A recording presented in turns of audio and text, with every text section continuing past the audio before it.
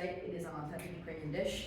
The Russians have been trying to steal it for a very long time, thinking that it started in Russia. It's completely false, and now we have verified information by the UNESCO World Heritage Site that it is official Ukrainian dish.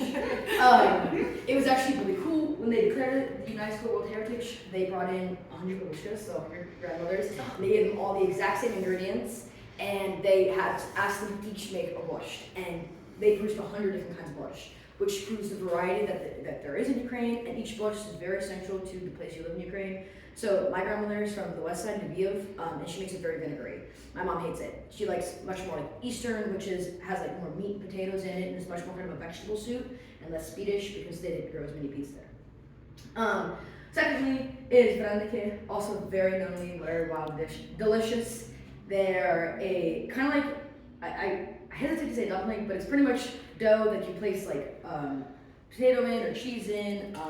We've been known to make dessert ones, which put in like blueberries. I highly recommend. Delicious. Plums. Yeah, fruits, plums, tons of different things. These were a staple in Ukrainian food, especially in wintertime when really all you had was like flour and potatoes that could last through very harsh winters in Ukraine. So these were exceptionally important. The last thing, cool fun fact, Kava is Yulova. So this is a coffee shop that's in Ukraine, in Lviv. And originally it's after Yudi Kuczynski, who was a Polish, kind of like a Polish ambassador / spy for the Ukrainians.